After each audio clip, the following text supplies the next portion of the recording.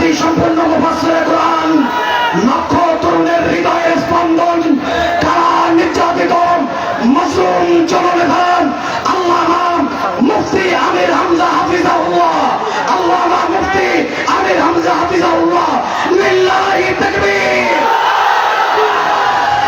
তাকবীর, নারায়ে তাকবীর। কোরআন সুন্নাহ ঘরে ঘরে চলো, নারায়ে তাকবীর। আলহামদুলিল্লাহ, আমরা এখন ভাইয়ের বা হুজুরের আলোচনা শুনবো। আমি বিনয়ের সাথে আপনাদেরকে আবেদন করবো, রাস্তাটা বন্ধ করে দিয়েন না প্লিজ। রাস্তা বন্ধ করে দিয়ে যদি কেউ কষ্ট পাচ্ছে চলতে, তাহলে আমাদেরকে গুনায় কবিরা নিতে হবে। একটু মেহেরবানি করে সামনে আসেন, সামনে জায়গা আছে, please please, this is my request, please সামনে বসেন।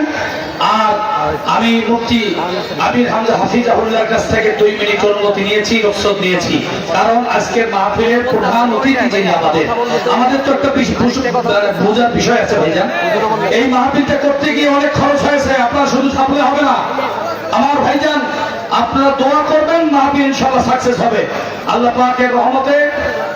আমরা শুধু 2 মিনিট আমরা এমন একজন ব্যক্তির কথা শুনবো যিনি জনাব তরিকুল ইসলাম তিনার সাহেব, যিনি আজকের এই মাহফিলের প্রধান অতিথি। আমি ভাইকে 2 মিনিট কথা বলার অনুরোধ করছি। আচ্ছা ঠিক আছে,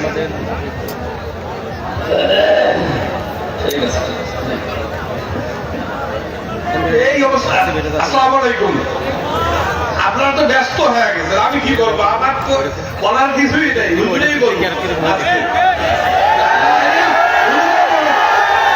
হুজুর আপনিই বলেন। আসসালামু আলাইকুম।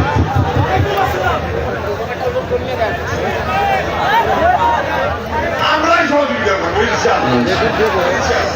মাশাআল্লাহ, আলহামদুলিল্লাহ, লিল্লাহি তাকবীর, নারায়ে তাকবীর। আলহামদুলিল্লাহ, পর্যায়ে আপনাদের সামনে গুরুত্বপূর্ণ তাকরীর পেশ করবেন সারা বাংলার অহংকার, লক্ষ এবং কোটি মানুষের হৃদয়ের স্পন্দন আল্লামা মুফতি আমির হামজা কুষ্টিয়া, আল্লামা মুফতি আমির হামজা কুষ্টিয়া। আমি হুজুরকে আলোচনা করার জন্য সবিনয় বিনীত নিবেদন করছি। আসসালামু আলাইকুম ওয়া রাহমাতুল্লাহ।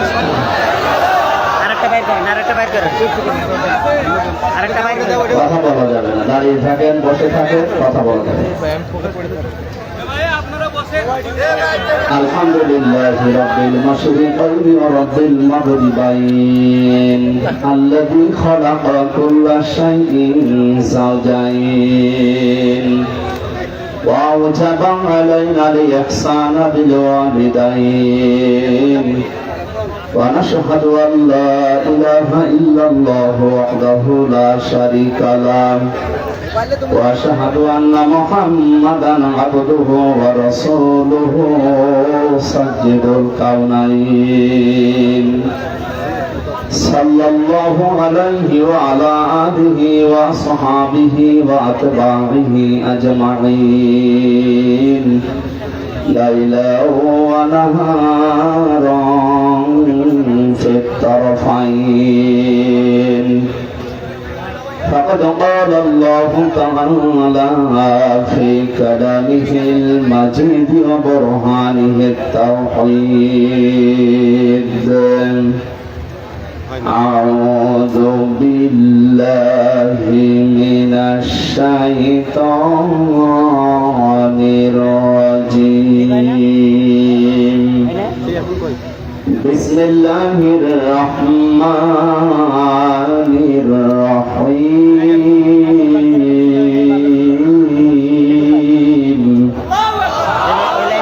وأوحي إلى نوح أنه لن يؤمن من قومك إلا من قد آمن إلا من قد آمن فلا فاستبتئس بما كانوا يفعلون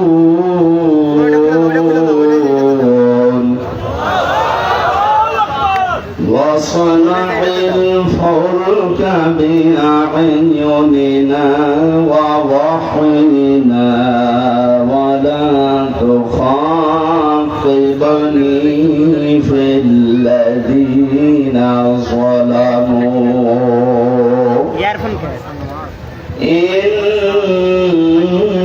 إنهم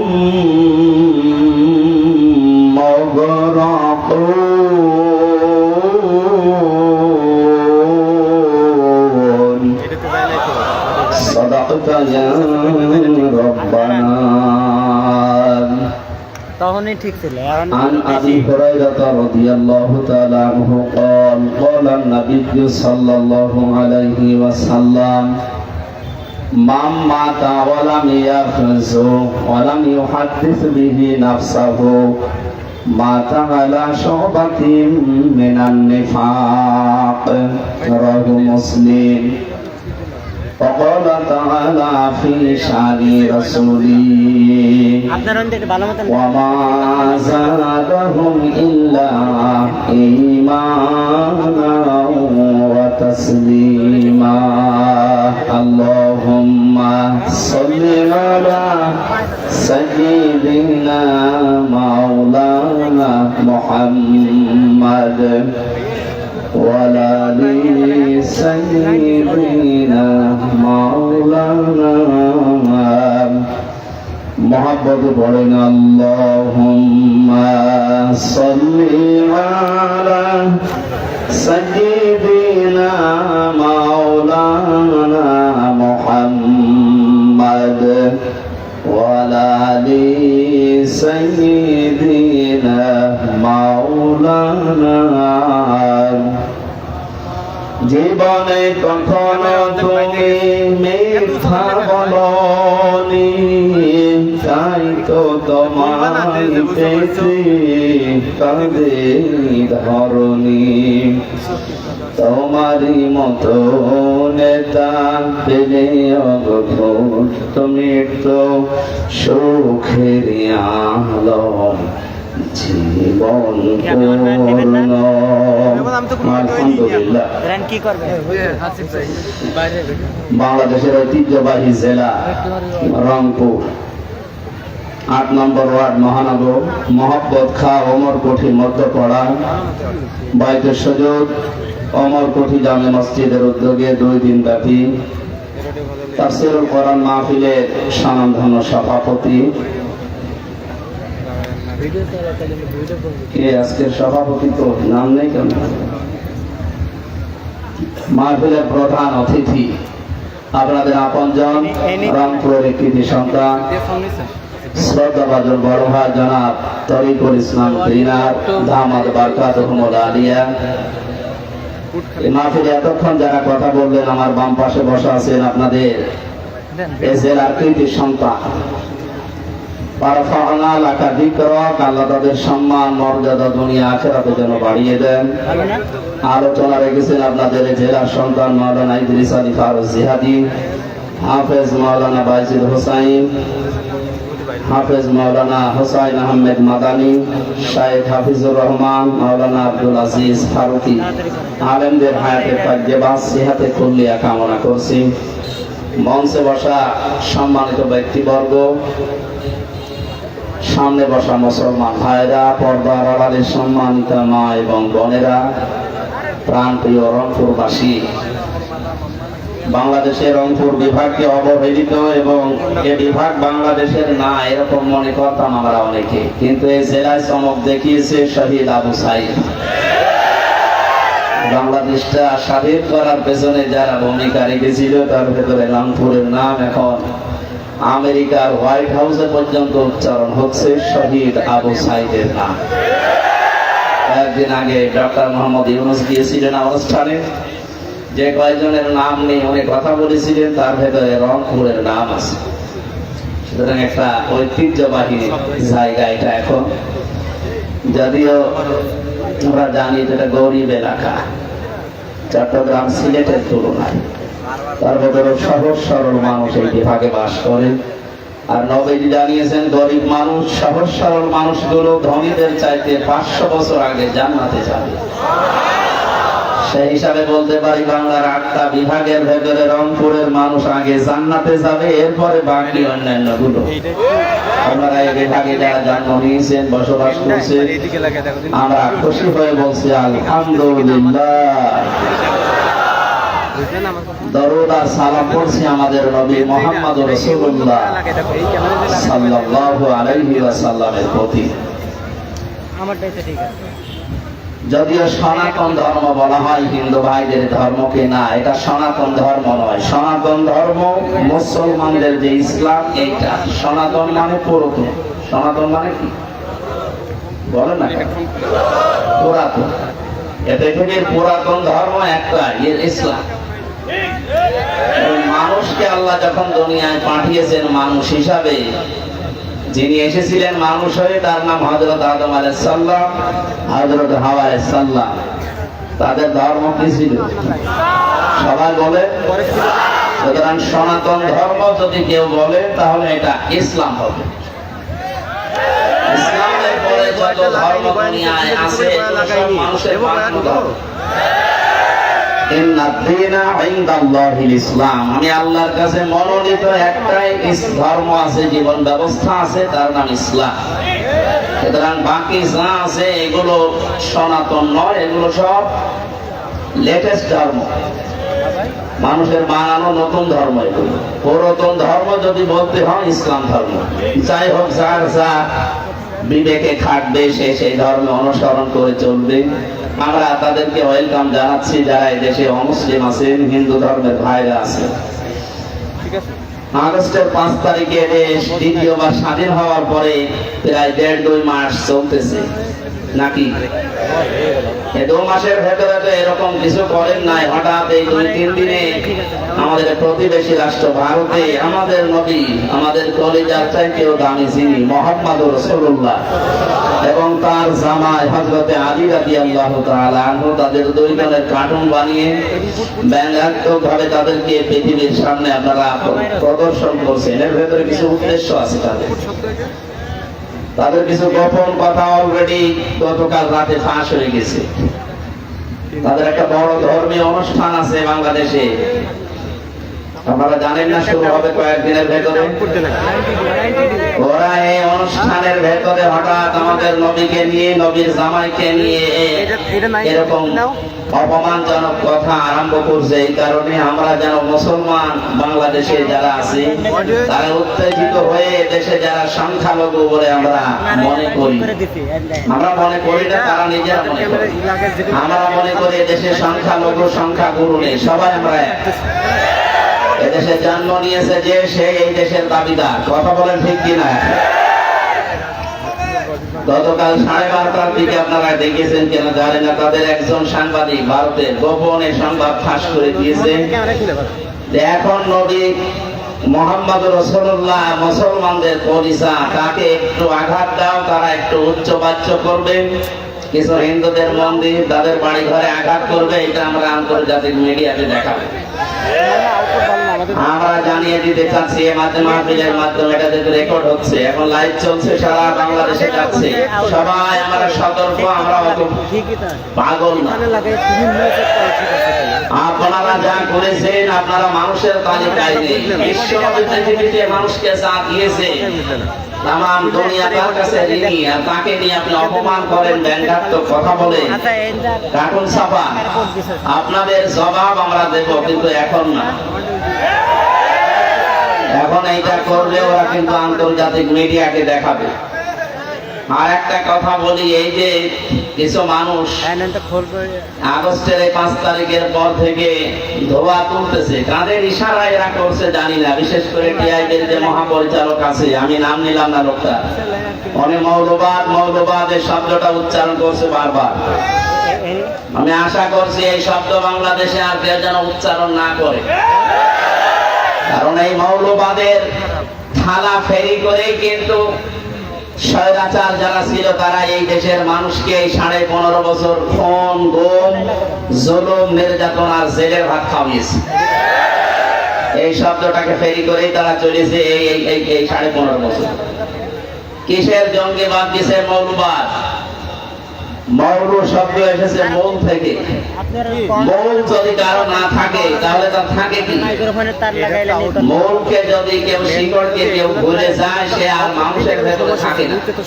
সুতরাং আমাদেরকে, আলেমদেরকে, এদেশের মুসলমানদেরকে যারা মৌলবাদ এই ট্যাগ দিয়ে আবার দাদা বাবুদের ইশারায় এদেশে আবার খুন, গুম, অত্যাচার, জুলুম, নির্যাতন শুরু করার পায়তারা করছেন, আপনাদের স্বপ্ন সাধ পূরণ হবে না ইনশাআল্লাহ। আমরা দার্থহীন ভাষায় এবং পরিষ্কার ভাষায় বলছি, এই শব্দ বাংলাদেশে কেউ যদি বলে তার বিচার করা হবে। কারণ একজন দুইজন আমরা না, এই দেশে এখন 96% আমরা মুসলমান। কথা বলে ঠিক কিনা?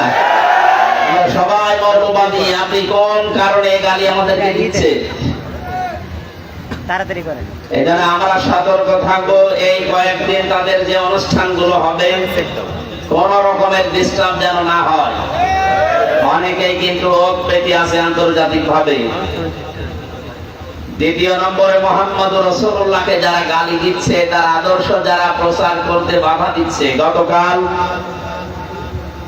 পত্রিকায় দেখেছেন বাংলাদেশের বুয়েট যে বিশ্ববিদ্যালয় আছে সেখানকার এক শিক্ষক আল আমিন সিদ্দিকী, এই লোকটা নবীর সিরাত অনুষ্ঠান করতে বুয়েটে অনুমতি দেয়নি। বলেছে না, এটা ধর্মীয় অনুষ্ঠান, নবীজির জীবনী, এখানে এটা চলবে না। আমি তাকে সহ যারা এদেশে এখনো পর্যন্ত এই জালেমদের দোষর আছে, এই লোকটা নিয়োগ পেয়েছিল এই স্বৈরাচারের সময়। এর সময় যারাই নিয়োগ পেয়েছে তারা অবৈধ, কারণ সে ছিল অবৈধ, তার যত নিয়োগ হয়েছে সব অবৈধ। বাংলায় বলছি, তারা অবৈধ ভাবে ছিল এই 15.5 বছর। আমি যেমন ভোট দিতে পারিনি, তাহলে আমার ভোট বাদ দিয়ে যারা এই দেশ চালিয়েছে তারা বৈধ হয় কি করে? আমি তো রায় দিইনি আপনাকে। আমার মতো হাজার হাজার লক্ষ লক্ষ মানুষেরা রায় দিতে গিয়ে ফিরে এসেছে, বলে না আপনারটা হয়ে গেছে, আপনি বাড়ি যান। তখন হয়ে গেল, ওনারাই নিজেরাই দিয়ে দিয়েছে। যারা দিনের ভোট রাতে করা এবং এমনিতে 154 জন ডিক্লেয়ার দিয়ে তারা নিজেরা এমনি দাবি করা, এরকম অবৈধ সরকার যারা 15 বছর 15.5 বছর চালিয়েছে, তাদের সময় যারাই নিয়োগ হয়েছে তারা দেখেন এখন নবীর বিরুদ্ধে, ইসলামের বিরুদ্ধে, আল্লাহর বিরুদ্ধে। বাংলাদেশের ঢাকা বিশ্ববিদ্যালয়ের উপরে আর কোন বিশ্ববিদ্যালয় আছে? সেখানে যদি নবীর সিরাত অনুষ্ঠান, নবীর জীবনী আলোচনা হয়, বুয়েট কি হয়ে পড়েছে যে সেখানে রাসূলের আলোচনা হবে না? যেখানে রাসূলুল্লাহর আলোচনা হবে না, সেখানে রাসূলুল্লাহর উম্মতের টাকায় এই প্রতিষ্ঠানে দেশে চলতে দেওয়া হবে না। সুতরাং তাকে ইঙ্গিত কি? এই মুহূর্তে তওবা করা, ক্ষমা চাইতে হবে এবং তাকে সাসপেন্ড করা লাগবে। এরকম শয়তানকে যদি ছাড় দেওয়া হয়, সামনে ভবিষ্যতে আরো কিছু শয়তান তার দেখা দেখি মাথা চড়া দেবে। আমরা প্রথমে এই সমলে তাদেরকে গোড়া কেটে দিতে চাই, সামনে যেন আর কেউ মাথা চড়া দিয়ে নবীর বিরুদ্ধে কথা বলতে না পারে। প্রাণ এবং আরএফএল কে আমরা সাবধান করছি, কারণ আমি কথা বলছি আমার নিজের মুখ দিয়ে, শুধু আমার নিজের জন্য না, আমার এই কথা 18 কোটি মানুষের কথা। এরা মুসলমানদের ছেলে মেয়েদেরকে দিয়ে দেশে কাজ করাচ্ছে, ব্যবসা করে খাচ্ছে, অথচ নামাজের সময় তাদেরকে নামাজ পড়তে না দিয়ে মিটিং করে। কালকে আপনারা একটা ভিডিও দেখেননি? সুতরাং আমরা 18 কোটি মানুষের সাউন্ড বক্স সামনে নিয়ে কথা বলছি, সাবধান। এখন কিন্তু আগস্টের 5 তারিখের মতো দেশ আর নেই। কথা বলে না কেন? এদের যখন স্বাধীন হয়েছে, সংস্কার যখন আরম্ভ হয়েছে, আল্লাহর বিধান, রাসূলের তরিকার বাইরে যা আছে সব সংস্কার করা হবে। সুতরাং প্রাণ এবং আরএফএলে যারা দায়িত্বে আছেন, যদি মুসলমানদের কোনো ইবাদতে বিঘ্ন ঘটে, এরকম কোনো প্রতিষ্ঠান এই দেশে থাকবে না। আমি সাবধান করার পরে আজকে তাফসীর ও কোরআন মাহফিলে সূরা হুদ থেকে মাত্র 2টা আয়াত পড়েছি। তাফসীর আকারে কথা বলতে আর চেষ্টা চালাবো, আমার তাওফীক ইল্লা বিল্লাহ। সূরা হুদ লক্ষ লক্ষ নবী আল্লাহ দুনিয়ায় পাঠিয়েছিলেন, তার ভেতরে মাত্র 25 জন নবীর নাম আল্লাহ কোরআনে দিয়েছে। কয়জন? এর ভেতরে একজন নবীর নাম ছিল হুদ। নাম কি? হযরত হুদ আলাইহিস সালাম। নবীদের নাম শুনলে আলাইহিস সালাম বলা লাগে। এখন বিশ্বরোড সহ বাংলাদেশের বিভিন্ন বড় বড় সেতু যেগুলো, সেখানে চোখ দিলে দেখতে পাবেন আমাদের জাতির পিতা হযরত ইব্রাহিম আলাইহিস সালাম। আগে জোর করে অনেকে জাতির পিতা সেজেছিল, তাদের নামকে জনগণ নামিয়ে আসল যেটা জাতির পিতা তাকে আল্লাহ বান্দারা টাঙিয়ে দিয়েছে। এই শব্দটা খেলা চোরা না, ভেল তামাশা না, ইয়ারকি মারার জায়গা না। মিল্লাতা আবিকুম ইব্রাহিম ওয়া সাম্মাকুমুল মুসলিমিন। আল্লাহ তাআলা বলেন তোমাদের জাতির পিতার নাম ইব্রাহিম আলাইহিস সালাম, আর তিনি তোমাদের নাম রেখেছেন মুসলমান। আমাদের নাম যে মুসলমান, এই নাম রাখা আমাদের বাবার। কার? কি পেলেন এখান থেকে? সূরা হজের 78 নম্বর আয়াতের মাঝের অংশে আছে, খুব খেয়াল করে শুনুন। বাবাদের 13টা দায়িত্ব আছে। সন্তান শুধু জন্ম দিলেই হয় না, অনেকে তো জন্ম দিয়ে চলে যাচ্ছে। ও কি ইহুদের সাথে বিয়ে করে না খ্রিস্টানের সাথে বিয়ে করে সে দেখা যায়। 13টা দায়িত্ব আছে বাবা জন্ম দেওয়ার পরে মায়ের। তার 13টার প্রথম নম্বরে তার একটা সুন্দর অর্থবোধক নাম রাখা, আর 13 নম্বরে তার একটা সৎ এবং উত্তম পাত্র পাত্রী দেখে বিবাহের বন্দোবস্ত করা। কোন মুসলমান কোন অমুসলিমকে বিয়ে করতে পারে, এটা কোরআনের নির্দেশ যে পারে না। সূরা বাকারার ভেতরে আছে, কথা বলে না কেন? স্পষ্ট নিষেধ। সূরা বাকারা 221-22 নম্বর আয়াতে আছে, যতক্ষণ কোন অমুসলিম মুসলমান না হবে, সে যত সুন্দরী হোক, যত অর্থ সম্পদের মালিক হোক, তাকে মুসলমানের বিয়ে করা যায় না। অথচ এই দেশে আমরা অনেক কিছু দেখতে পেলাম, খালি জন্ম দিয়েছেন, এর নাম রাখাও ঠিক নেই, এর বিবেচনাও ঠিক নেই। আমাদের যিনি পিতা হযরত ইব্রাহিম নবী, তিনি নাম রেখেছেন কেমন সুন্দর, মুসলিম, আত্মসমর্পণকারী। সুবহানাল্লাহ বলতে পারেন না? এটা বাবাদের দায়িত্ব। যারা বাবা আছেন এখানে, সন্তানের নাম রাখবেন এমন যে নামটার সাথে একটা অর্থের মিল পাওয়া যায়। সেদিন আমি একটা দোকানে লেখা দেখলাম মিহাদ স্টোর, না এটা ঠিক হয়। সে হয়তো কোরআনের কোন শব্দ দেখে রেখেছে। মিহাদ মানে নিকৃষ্ট জায়গা। জাহান্নামের যে জায়গাগুলো আছে তার ভেতরে একটা নাম কি? মিহাদ। তো কি দেখে রেখেছে? আমার মনে হয় কোরআন শরীফ পড়তে পড়তে পেয়েছি, অবিসাল মিহাদ রেখে দিয়েছে। কোরআন পড়তে পাইলেই লেখা যাবে, অর্থ দেখতে হবে। নবীদের নামের সাথে, আল্লাহর নামের সাথে, সাহাবায়ে কেরামের নামের সাথে মিল করে নাম রাখবে। নামের একটা প্রভাব বাস্তবে কিছু মানুষের জীবনে পড়ে, কম বেশি। আর একবার যদি কারো নাম পড়ে যায়, ও নাম কিন্তু আর সহজে ঘোষে না। 3 মিনিট কথা বলে না কেন? নাম যার যেটা রেখেছেন আপনি দেখেন, ওই নামের প্রভাব তার মাঝে কিছু পাওয়া যায়। একজনের নাম আমার দাদা বলছিলেন, নাম রেখেছে ফ্যান চাটা। নাম কি? এটা নাম হলো গরিব মানুষ, তো এটা মানুষ ওই নামে ডাকে। চিন্তা করছে যে এ নাম চলতে থাক, টাকা পয়সার মালিক হয়ে গেছে হঠাৎ, কিন্তু এই নামটা চাই না, মানুষ শুধু ফ্যান চাটা বলে ডাকে। আমি নাম পাল্টাবো। এলাকার মেম্বার, চেয়ারম্যান জনগণকে ডাক দিয়ে গরু জবাই করেছে, ছাগল জবাই করেছে, খাওয়াচ্ছে যে আজকে নামের পরিবর্তন হবে ফ্যান চাটা। চেয়ারম্যান সাহেব মাইক হাতে নিয়ে বলছে, ভাইরা আমার, বোনেরা আমার, এই লোকটা গরিব ছিল, নাম ছিল ফ্যান চাটা, মেনে নিয়েছিলাম, কিন্তু এখন লোকটা ধনী হয়ে গেছে, লোকটা টাকা পয়সা, মান সম্মান, ইজ্জত আবরু এখন এই দেশে আছে। এই নামের পরিবর্তনের জন্য আপনাদেরকে খাওয়াচ্ছে, আমাদেরকে ডাক দিয়েছে। আমি দায়িত্বশীল হিসাবে আজকে এর নাম পাল্টিয়ে দিলাম। এর নাম আজকে থেকে মধু চাটা। নাম কি দিয়েছে বলে তো?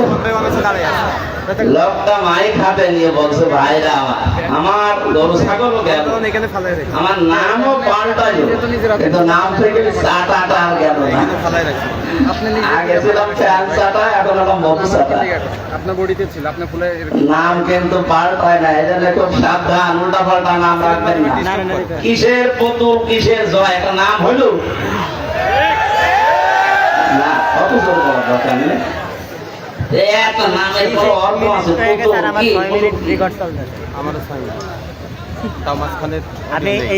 এই জন্য আমরা নাম রাখার সময় আমাদের বাবা যেহেতু আমাদের নাম রেখেছেন মুসলিম, আমরা এরকম ধাসে ধাসে অর্থবোধক নাম রাখবো ইনশাআল্লাহ। নামের পরিবর্তন করা যায় যাচ্ছে।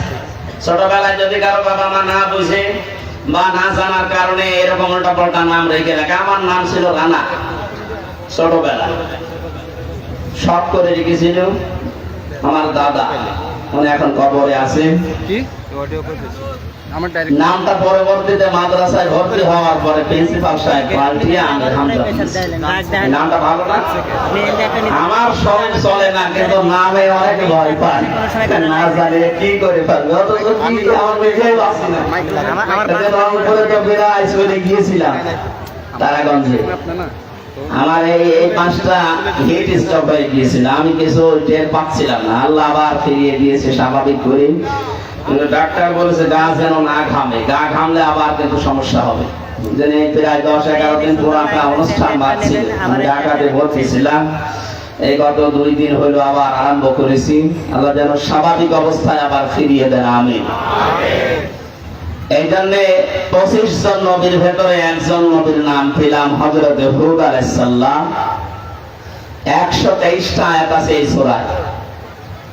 11 নম্বর সূরা কোরআনে কারীমের ক্রমিক নাম্বার হিসাবে 10টা রুকু আছে। 2টা আয়াত পড়েছি 36-37। বলেন তো সূরার নাম কি? জবান খুলে বলেন নাম কি? হুদ এই শব্দটা উচ্চারণ করে 30টা নেকি হবে, তা না বললাম। সুবহানাল্লাহ বলেন। 123টা আয়াত আছে। কালকে যদি কেউ জিজ্ঞাসা করে কি আলোচনা শুনলেন, বলবেন সূরা হুদ 36-37 নাম্বার আয়াতের কিছু কথা আমরা শুনেছি। আসেন আমরা তাফসীরে প্রবেশ করছি। আরে ভাই লাগান। এই পৃথিবীতে নবীরা মানুষদেরকে ইসলামের পথে নিয়ে আসার জন্য যারা চেষ্টা চালিয়েছে তার ভেতরে এই নবী ছিল অন্যতম। বহু চেষ্টা করেছে জীবনে, 950 বছর দাওয়াত দিয়েছিল।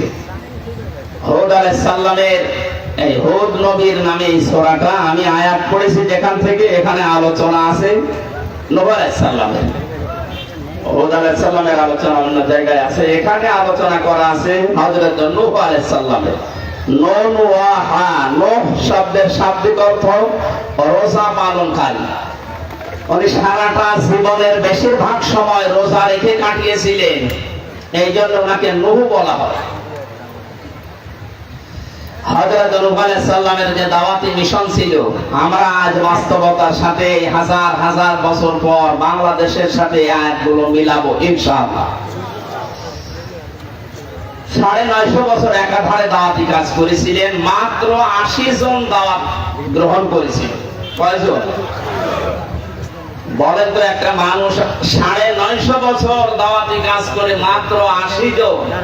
অথচ আমি আমির হামজার এই জীবনে এই 12 বছর পর্যন্ত এই ময়দানে আছে। আমি 12 সাল থেকে ময়দানে, তার মধ্যে 3 বছর জেলে, 9 বছর। এই 9 বছরের ভেতরে প্রায় 250 উপরে আমার হাতে মুসলমান হয়েছে অন্য ধর্মের মানুষ। তাহলে কি মনে হচ্ছে হযরত নূহ আলাইহিস সালামের তুলনায় আমার হাতে অমুসলিম বেশি মুসলমান হয়েছে, আমি ওনার চাইতে দামি হয়ে গেছি? নূহ আলাইহিস সালামের ধৈর্য দেখেন, 950 বছর একাধারে তিনি চেষ্টা চালিয়েছিলেন জাতির লোকদের ভেতরে। মাত্র 80 জন দাওয়াত কবুল করেছে, এরপরে আর আসে না। হযরত নূহ আলাইহিস সালামের জাতির লোকেরা বারবার তাকে বলতো যে শাস্তির কথা বলো, ওই শাস্তি আমাদেরকে দেখা। বারবার যখন এই কথা বলে হযরত নূহ আলাইহিস সালাম রাগ করে, তখন তিনি 2টা বদদোয়া করেছিলেন। কোরআনে কারিমে আল্লাহ পাক বলেন, ক্বালা নূহুর রাব্বি লা তাদার আলাল আরদি মিনাল কাফিরিনা দাজ্জারা ইন্নাকা ইন তাদারহুম ইযিল্লু ইবাদাকা ওয়া লা ইয়ালিদু ইল্লা ফাজিরান কাফফারা।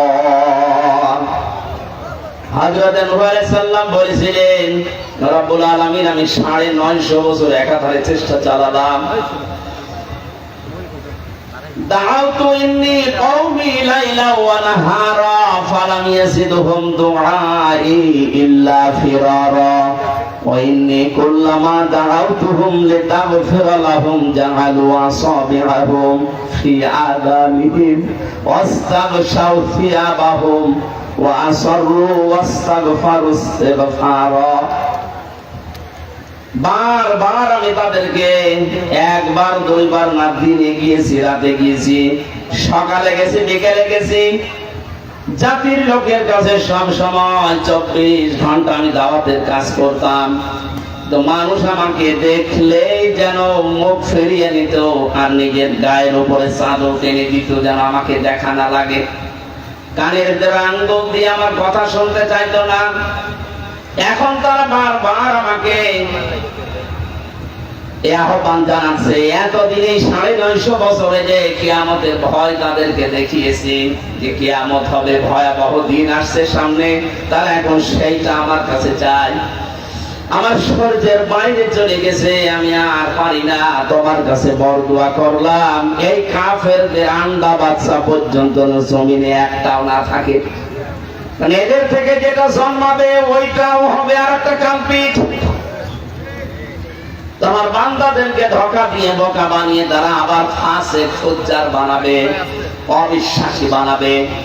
হযরত নূহ আলাইহিস সালাম এই বরদোয়া করার পরে আল্লাহ এই আয়াতগুলো বিশ্ব নবীকে 1000 বছর আগে শুনিয়েছেন। হে নবী, আপনিও দাওয়াত দিতে দিতে কেউ আপনার পক্ষে আসতে চায় না। নবীজিকে আল্লাহ আয়াতগুলো শোনাচ্ছেন এই জন্য কিয়ামত পর্যন্ত নবীরা এই উম্মত বলে আমরা যারা দাবি করে, আমরা যারা দুনিয়াতে এখন আছি, কিয়ামত পর্যন্ত যারা আসবে আয়াতগুলো শুনবে, শোনাবে, শিক্ষাগুলো নেওয়ার পরে তাদের মনের ভেতরে সান্ত্বনা আসবে। 950 বছর নূহ নবী যদি দাওয়াতি কাজ করে মাত্র 80 জন পায়, তা আমার তো 30, 40, 50, 60 বছরে দাওয়াতি কাজ করে 5 জন আসে, এই যথেষ্ট। তারা যেন মন ভেঙে না পড়ে, এই মানুষগুলো যেন হতাশ হয়ে না পড়ে, নিরাশ হয়ে না পড়ে, জন্য আল্লাহ ইন্সপায়ার করার জন্য, উৎসাহ দেওয়ার জন্য আয়াতগুলো আমাদেরকে শুনিয়েছেন। وَأُوحِيَ إِلَى نُوحٍ أَنَّهُ لَا يُؤْمِنَ مِنْ قَوْمِكَ إِلَّا مَنْ قَدْ آمَنَ। হযরত নূহর প্রতি আমি নহিওয়াই করেছিলাম, হে নূহ, যে মানুষগুলো ইসলাম কবুল করা দরকার তারা করে ফেলেছে। তাফসীর ইবনে কাসিরের ভেতরে আমি পেয়েছি সংখ্যা মাত্র 80 জনের। অথচ নূহ আলাইহিস সালামের নিজের সন্তান ইয়াউম তার নাম ছিল, কোন কোন বর্ণনায় কেনান আছে, বেশিরভাগ তাফসীরে লেখা আছে ইয়াউম। এই ছেলেটা এবং তার নিজের স্ত্রী পর্যন্ত হযরত নূহর কথা শুনে নাই। 80 জন মাত্র আসার পরে আল্লাহ নাযিল করলেন, নবীজিকে জানালেন, আমি নূহর প্রতি ওহী করেছিলাম, নূহ যে 80 জন এসেছে ঈমান কবুল করার, লাই ইউমিনা মিন কওমিকা, তোমার কওম জাতির ভেতরে আর কেউ ঈমান আনার মতো নেই। কারণ মানুষ ঈমান আনবে কিনা তার ভেতরের অবস্থা আমরা যদি নাও জানি, জানে কে? আরো জোরে বলেন। এখানে 2টা শিক্ষা পেয়েছি আমি। আপনাদের কষ্ট হচ্ছে? খুব খেয়াল করে শুনবেন, আমি সরাসরি কোরআন থেকে বলছি। কোন মানুষের হাতে আল্লাহ হেদায়েত নামক সম্পদটা দেননি, শুধু নিজের হাতের ভেতরে রেখে দিয়েছিলেন। দুনিয়ায় যদি কারো হাতে আল্লাহ এটা দিয়ে দিতেন, আমার যতটুকু ধারণা আছে আমি পর্যন্ত ইসলাম কবুল করতে পারতাম না, আমিও ইসলামে আসতে পারতাম না। কারণ আমার ব্যাকগ্রাউন্ড পেছনে যারা আছে এরা ওইরকম না, আমি নাম নিলাম না তাই। আমার পেছনে যারা আছে এই পেছনে না, আমার বংশে মানুষগুলোর যে চরিত্র, আচরণ, ওদের যে অ্যাক্টিভিটি, যে কাজকর্ম, হেদায়েত যদি আল্লাহর হাতে না থাকতো আমার মনে হয় আমার ওইরকম হওয়া লাগতো। বিশ্ব নবীর হাতে আল্লাহ দেননি। নবীজি নিজের আপন চাচা আবু তালিব যখন ইন্তেকাল করবে, মারা যাবে, তখন তার মাথার কাছে বসেছিলেন, ডাক দিয়ে বলেছিলেন, ইয়া আম্মি আবি তালিব, লা ইলাহা ইল্লাল্লাহ হাজ্জুল লাকা ইনদাল্লাহি ইয়াউমাল কিয়ামাহ রাওয়াহুল বুখারী। হে চাচা, আপনার জোরে বলা লাগবে না, মানুষ শুনবে, আপনাকে অপমান করবে, খারাপ বলবে, এই জন্য জোরে বলার দরকার নেই। আমার কানের কাছে মুখটা নিয়ে আস্তে করে বলেন লা ইলাহা ইল্লাল্লাহ মুহাম্মাদুর রাসূলুল্লাহ বলার দরকার নেই, ওটার পরিচয় আমি নিজে। আপনি শুধু আল্লাহর একাত্মবাদের স্বীকৃতি দেন। আমি নবী মুহাম্মদুর রাসূলুল্লাহ আপনাকে গ্যারান্টি দিলাম, কিয়ামতের দিন আল্লাহর দরবারে ঝগড়া করে আপনাকে আমি জান্নাতে নিয়ে যাব। পাশে যারা দাঁড়িয়েছিল তারা উল্টাপাল্টা কথা বুঝিয়েছে, নেতা কোরবান সারা জীবন বাপ দাদা ধর্ম মানলে এখন ভাতিজার নতুন ধর্ম গ্রহণ করে কলঙ্কিত হবা। হওয়ার পরে নাই, ডাক দিয়ে বলেছিল, ভাতিজা মোহাম্মদ আমারে মাফ করে দিও, আমি তোমারে কালেমা পড়তে পারলাম না। নবীজির মন খারাপ হয়ে গেল, কারণ মাফ করার মালিক নবী না আল্লাহ। আরো জোরে বলেন।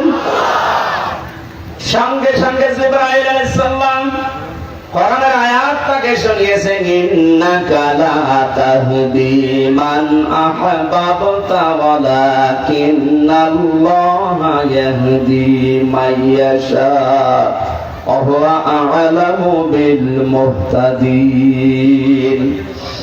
সূরা কাসাসের 56 নম্বর আয়াত। আল্লাহ পাক বলেন, ইন্নাকা লা তাহদি মান আহবাবতা, হে নবী অবশ্যই আপনি যাকে চান তাকে হেদায়েত দিতে পারেন না। এই লোকটাকে আমি নিজে জানি, আপনার চাচা সারাটা জীবন আপনাকে বাড়িতে রেখে কোলে নিয়ে কাকে নিয়ে মাথায় নিয়ে চমা দিয়ে মানুষ করেছে, লালন পালন করেছে, আমি দেখেছি। কিন্তু হেদায়েত পাওয়ার জন্য যে মন দরকার, এই মন লোকটার নেই। আপনার যদি মন তৈরি না হয় ভালো হওয়ার, আল্লাহ জোর করে আপনাকে ভালো বানাবে, এত দায় আল্লাহর পড়ে নাই। কথা বুঝতেছেন? আপনার যখন মন তৈরি হবে, আপনি যখন এগিয়ে আসবেন, আল্লাহ পাক আপনাকে এগিয়ে আসার জন্য এক পা এগিয়ে আসলে আল্লাহ দুই পা আপনার দিকে এগিয়ে যাবে। আপনি দুই পা পেছাবেন, আল্লাহ পিছিয়ে যাবে। আল্লাযীনা জাহাদু ফিনা লানাহদিয়ান্নাহুম সুবুলানা। কোন মানুষ যদি আল্লাহকে পাওয়ার জন্য চেষ্টা চালায়, আল্লাহ তাকে হেদায়েত দেওয়ার জন্য, পথ দেখার জন্য হাজার হাজার রাস্তা খুলে দেয়। নবীজির আপন চাচা, তার মনের অবস্থা যেহেতু নবী জানেন না, তিনি শুধু উপরে দেখেছিলেন, ভেতরেরটা জানেন কে? আরো জোরে বলেন।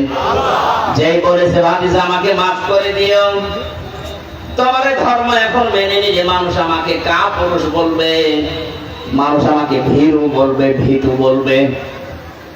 তার মনের অবস্থা দেখে আল্লাহ তাকে হেদায়েত দেয়নি, বেঈমান অবস্থায় বিদায় দিয়েছে। অহুয়া আ'লামু ইসনে তাফসীর। আল্লাহ পাক বলেন, হে নবী সবচেয়ে বেশি ভালো জানি যে হেদায়েত পাওয়ার যোগ্যতা কার আছে। আপনি চিন্তা করেন তো, এখান থেকে হযরত নূহ আলাইহিস সালাম হেদায়েতকে পাবে না পাবে এটা তিনি জানতেন না, কারণ নবীদের হাতে আল্লাহ এটা দেয়নি। নবীদেরকে বলেছেন চেষ্টা চালাও। হযরত নূহ আলাইহিস সালাম চেষ্টা চালিয়ে দেখলেন যে 900 বছরে মাত্র 80 জন, তার মন খারাপ হয়ে গিয়েছিল। আল্লাহ পাক আবার জানিয়ে দিলেন, আন্নাহু লা ইউমিনা মিন কওমিকা। এই যে লাং শব্দ দিয়েছে, ইউমিনা এটা মুজারে, বর্তমান, ভবিষ্যৎ, প্রেজেন্ট, ফিউচার। কেন ইউমিনার আগে লাং দিলেন? জাতির লোকদের ভেতরে যারাই ছিল ওই সময়, হযরতে নূহ আলাইহিস সালামকে আল্লাহ লাং দিয়ে জানিয়ে দিলেন, সামনে যারা আছে আপনার, এদের আপনি এখন আর চেষ্টা করেও দ্বীনের দিকে, ইসলামের দিকে আনতে পারবেন না, কারণ তাদের আর সেই মন নেই। তাফসীরে ফি জিলালিল কোরআনের দ্বিতীয় পয়েন্টে লেখা আছে, 1 নম্বরে তাদের মন নেই, 2 নম্বরে পাপাচার, পাপ করতে করতে তারা এমন জায়গায় পৌঁছিয়েছে ওখান থেকে ফিরে আসার মতো তাদের কায়দা নেই। দুইটা শিক্ষা পেলাম এখান থেকে। 1 নম্বরে জাতির লোকের যখন মন থাকবে না হেদায়েত পাওয়ার জন্য, ইসলাম মানার জন্য, দিন মানার জন্য যখন মানুষ এগিয়ে আসবে না, চেষ্টা চালাবে না, মন তৈরি হবে না। 2 নম্বরে যখন নাফরমানি, গোনা, পাপ এগুলো করতে করতে সর্বশেষ সীমানায় পৌঁছিয়ে যাবে, ওই জাতিকে আল্লাহ পাক তখন হেদায়েতের মতো মহা মূল্যবান সম্পদ থেকে চির বঞ্চিত করে দেবে।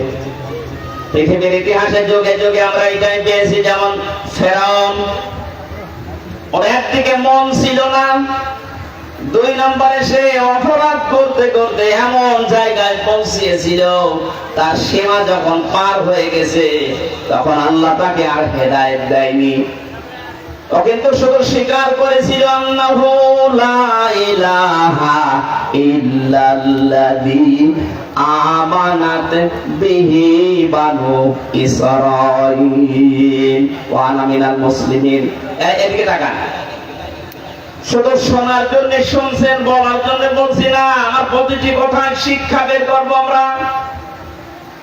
হাজার হাজার বছর আগে মুসা আলাইহিস সালামের জামানায় এই যে লোকটার নাম বললাম, এই ফেরাউন, কোরআনে কারিমে যেহেতু তাকে ফেরাউন নামে ডাকা হয়েছে, যেহেতু ওই দেশে যারাই দায়িত্বে ছিল তাদের এই রাষ্ট্রীয় নামটাই ছিল ফেরাউন। এই দেশের যে দায়িত্বে আছে এখন ডক্টর মোহাম্মদ ইউনূস, কিন্তু ওনাকে আমরা জানি অন্তর্বর্তীকালের প্রধান উপদেষ্টা। তাহলে এই দেশে দায়িত্ব পালন যিনি করছেন তার নাম অন্তর্বর্তীকালীন সরকারের প্রধান উপদেষ্টা। এটা কি তার নাম নাকি? কথা বলে না। ওনার নাম ডক্টর মোহাম্মদ ইউনূস। মুসাফির জামানায় মিশরে যারা দায়িত্ব পালন করত, ওই সময় তাদের নাম হয়তো আলাদা আলাদা ছিল। 5টা নাম পেয়েছে তাফসিরে ফেরাউনের। কিন্তু ওই যেমন দেশে দায়িত্ব পালন করলে, এখন যেমন দায়িত্বে থাকলে প্রধানমন্ত্রী বলা হয়, রাষ্ট্রপতি বলা হয়, কিন্তু এটা নাম না, এটা একটা পদবি। ওই সময় পদবি ছিল ফেরাউন। এই লোকটা একদিকে মন নেই হেদায়েত পাওয়ার জন্য, 9টা মুজিজা হযরত মুসা আলাইহিস সালাম তাকে দেখিয়েছিলেন, একটাতেও তার মন বলে নাই। 2 নম্বরে এই মানুষটা পৃথিবীর ময়দানে জুলুম, অত্যাচার, নির্যাতন, স্বৈরাচারী কাজ এত বেশি করেছিল, তার সীমা যেটা সে পার করে ফেলেছিল।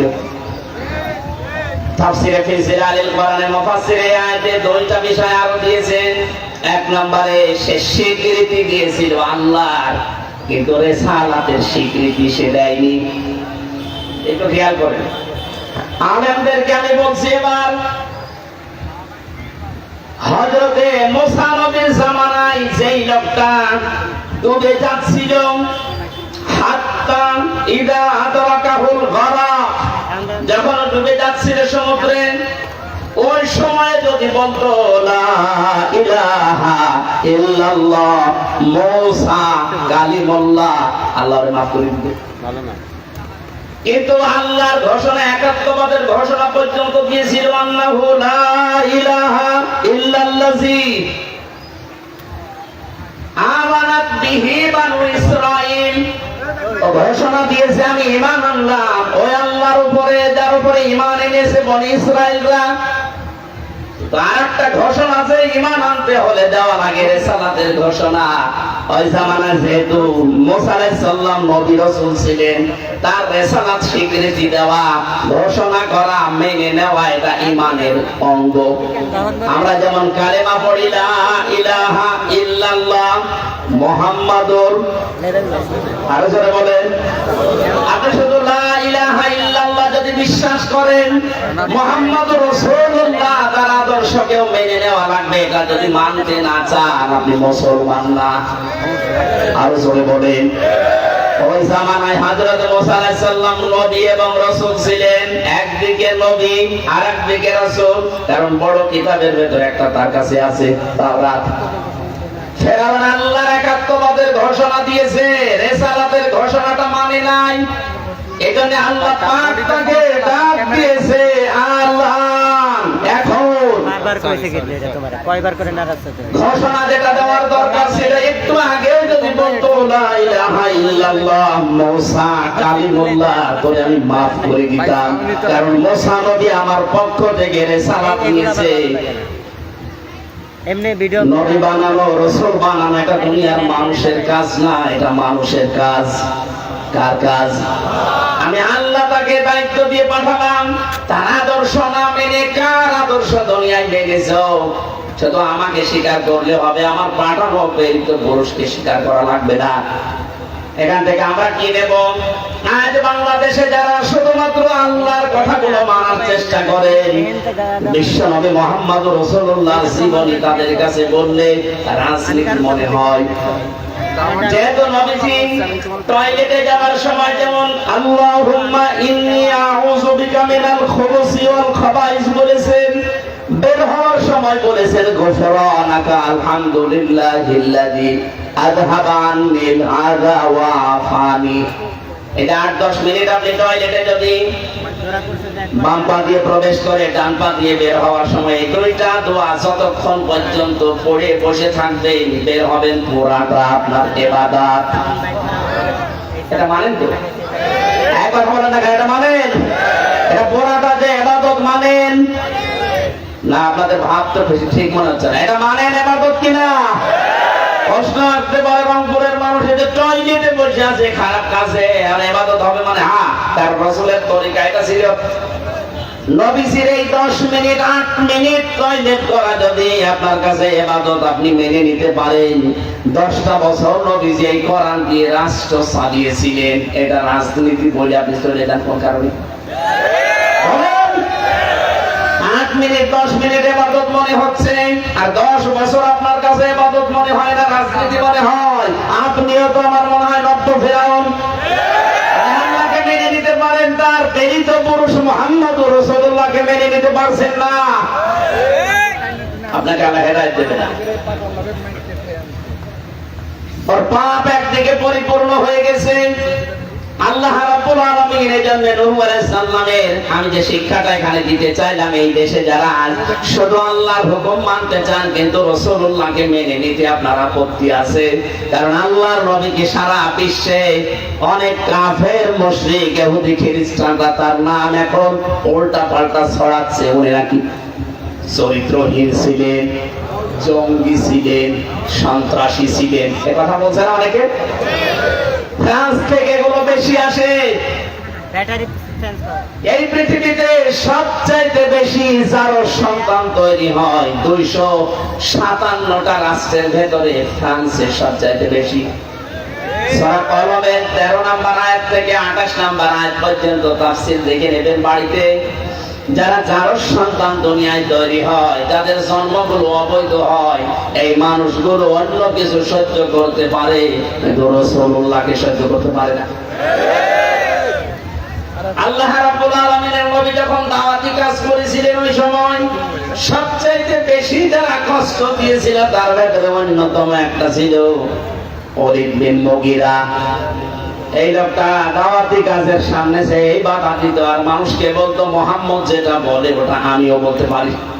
নবীজি যেটা বলতেন ওনার নিজের কথা না আল্লাহর কথা? আরো জোরে বলেন।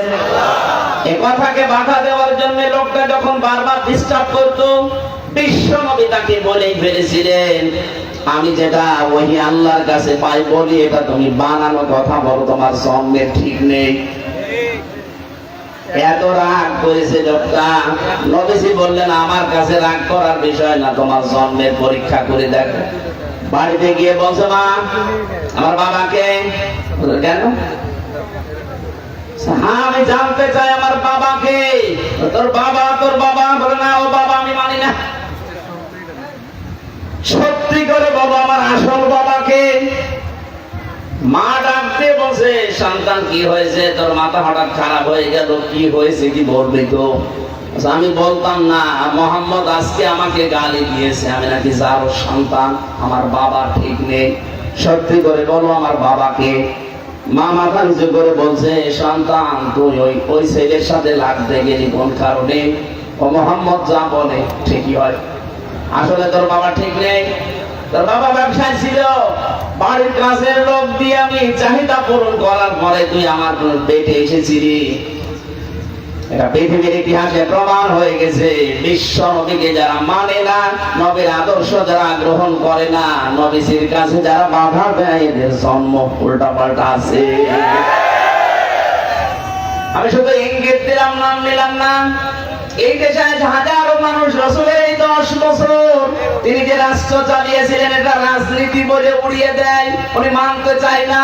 তার মানে রাসূলের রিসালাতকে যারা মানে না, ওদের জন্মের ভেতরেও ঝামেলা থাকতে পারে। এবার দেখেন কত দূর গেল।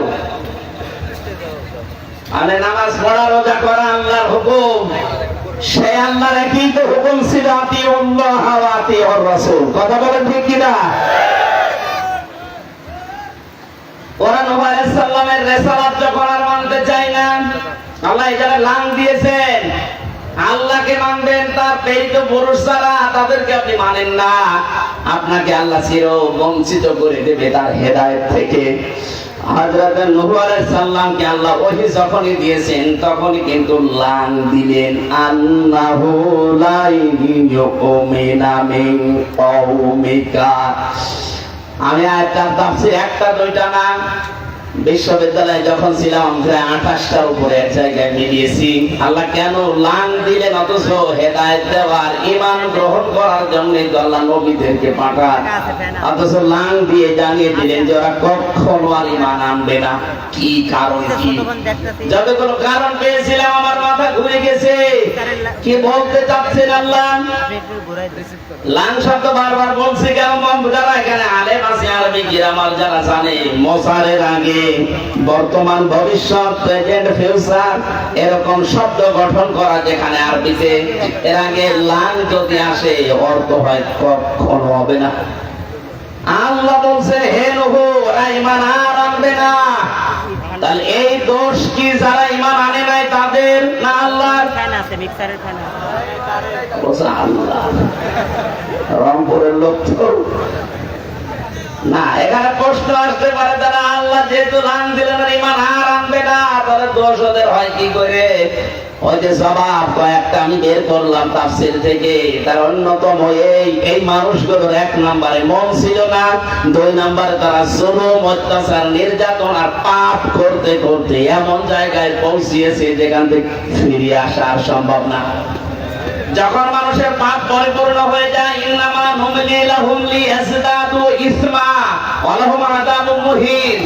সূরা আলে ইমরানের 178 নম্বর আয়াতের শেষের দিকে আছে, আল্লাহ পাক বলেন মানুষের পাপ যখন একেবারে খাপ মিলে যায় আর জায়গা নেই পাপ করার, এই মানুষগুলোকে তখন আমি আল্লাহ আযাবে মুহিন, অপমানজনক শাস্তি দেওয়ার জন্য দুনিয়ায় ফেলে দেই।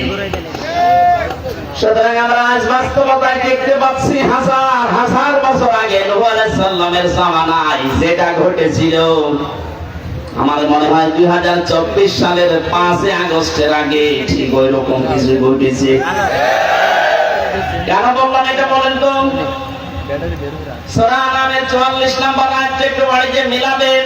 আমি ইঙ্গিত দিচ্ছি শুধু, আগস্টের 5 তারিখের সাথে কত মিল দেখেন। ফালাম্মা নাসু মা যুকিরু বিহি ফাতাহনা আলাইহিম আবওয়াবা কুল্লা শাইইন হাত্তা ইযা ফারিহু বিমা উতু ফাআখাযনাহুম বাগতাতান ফাইযা হুম মুবলিসুন। এটা আছে সূরা আনামের 7 নম্বর পারার 12 নম্বর পৃষ্ঠার 1ম নম্বর লাইনে 44 নম্বর আয়াতে আছে। এটা তাফসীরে ফি সিলালিল কোরআনে পাবেন। যখন আমি তাদেরকে আমার আয়াতগুলো দিলাম, আমার নিদর্শন, আমার আইন আর কানুন, আমার হুকুম, এগুলো জানার পরে মানুষগুলো ভুলে গেল। এ ভুলে যাওয়ার পরে তাদের শান্তি, স্বস্তি, নিরাপত্তা ফিরে পাওয়ার জন্য যত রকমের দরজা আছে আমি আল্লাহ সব খুলে দিলাম। প্রশ্ন আসতে পারে, তারা অপরাধ করে আর তাদেরকে আল্লাহ নিয়ামত দিয়ে ভরে দেয়, মানে কি? হ্যাঁ, কারণ আছে। মানুষ যখন অপরাধ করতে করতে সীমা ছাড়িয়ে যায়, তখন আল্লাহ পাক তাকে নিয়ামত দিয়ে ভরে দেয়। যে লাভ ফাতাহনা আলাইহিম আবওয়াব, বাবের বহুবচন আবওয়াব, কুল্লা শাইইন, কোন দরজা আল্লাহর বাকি রাখে না, যেখান থেকে যা দেওয়ার সব আল্লাহ তাদেরকে দিয়ে ভরে দেয়। সমস্যা নেই। অথচ আগের আয়াতে ছিল কি যে মানুষগুলো আল্লাহর আদেশ ভুলে যায়, তাদেরকে আল্লাহ নিয়ামত দিয়ে ভুলে দেয়। পুরা সিস্টেম উল্টা। ঠিক আছে না? 2006 সালের দিকে তাকান। আর এই যে আগস্ট মাসের 28 তারিখে যারা এই দেশে মানুষ পিটিয়ে হত্যা করার পর লাশের উপরে ড্যান্স দিয়েছিল, এটা পৃথিবীর ইতিহাসের আগে হয়েছে কিনা আমি জানি না। পৃথিবীর ইতিহাসে এর আগে হয়েছে কিনা আমি শুনিনি, কোন জায়গায় পড়িও নি যে মানুষ হত্যা করার পরে তার লাশের উপরে কেউ ড্যান্স দিতে পারে। একবার বলছে দেখেন, এটা আমি নিজে দেখেছি 6 সালের আগস্টে, অক্টোবরের 28 তারিখে না বানালাম, এটা হয়নি। এই অক্টোবরের 28 তারিখে এটা হয়েছিল। 28শে অক্টোবর জসিম ভাইকে হত্যা করার পরে ঢাকার রাজপথে তার লাশের উপরে ড্যান্স দিয়েছে।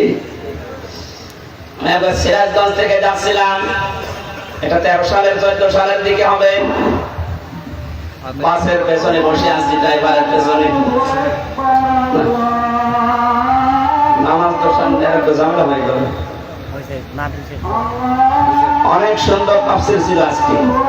আমি প্রায় এই আয়াতের উপরে যত ঘন্টা পড়াশোনা করেছি সব লিখে এনেছিলাম আজকে, কিন্তু একদম আজান হয়ে গেল, আরো আগে ওঠা দরকার ছিল।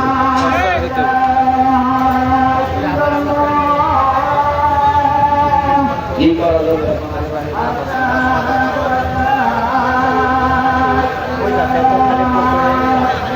ভাই এই যে ক্লিক দেওয়া লাগবে, দূর করে দেবো।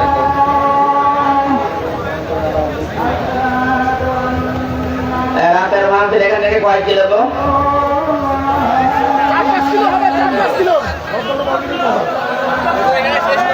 কোন জায়গা? ওটা কোন জায়গা?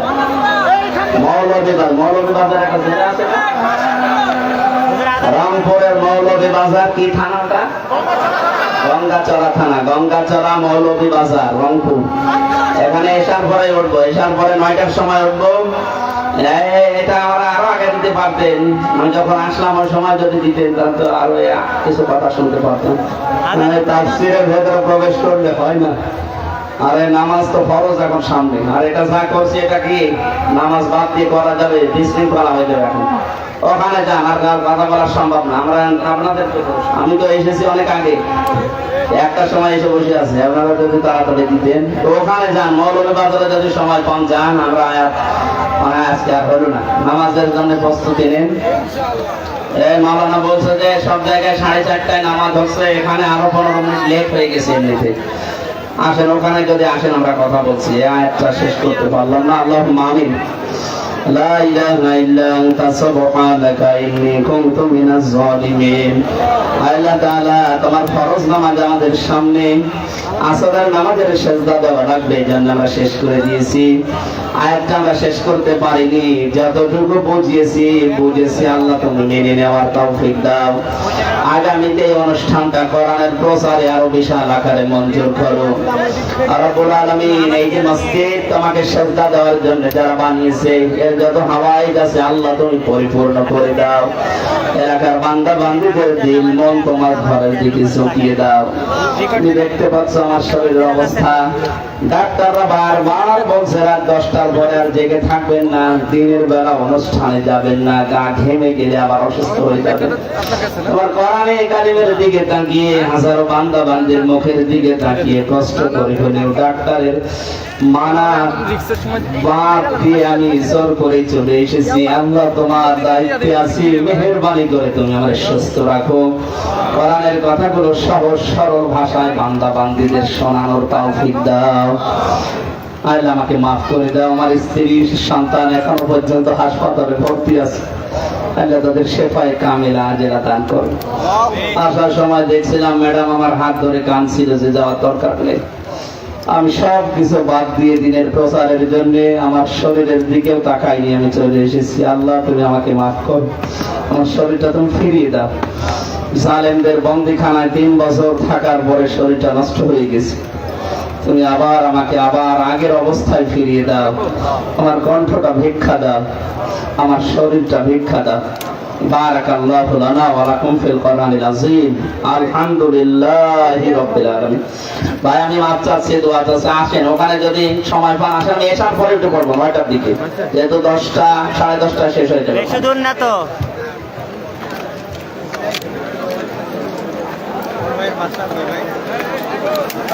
আমার বাসা গাজীপুর। আরো দূর আছে, কুমিল্লা আছে, চাঁদপুর আছে। আলহামদুলিল্লাহ। মহিলা মা বোন যারা আছেন আপনারা একটু পরে বের হবেন। মহিলা মা বোন যারা আছেন তারা একটু পরে বের হবেন। গ্যারেজের দায়িত্বে যারা আছেন ভলান্টিয়ার ভাইরা, মেহেরবানি করে আপনাদের দায়িত্ব আপনারা পালন করবেন। মহিলা মা বোন যারা আছেন তারা পরে বের হবেন। হুজুর যেহেতু অসুস্থ, কেউ হুজুরকে কষ্ট দেব না ইনশাআল্লাহ। কেউ হুজুরকে কষ্ট দেব না, সকলে জায়গা করে দিন।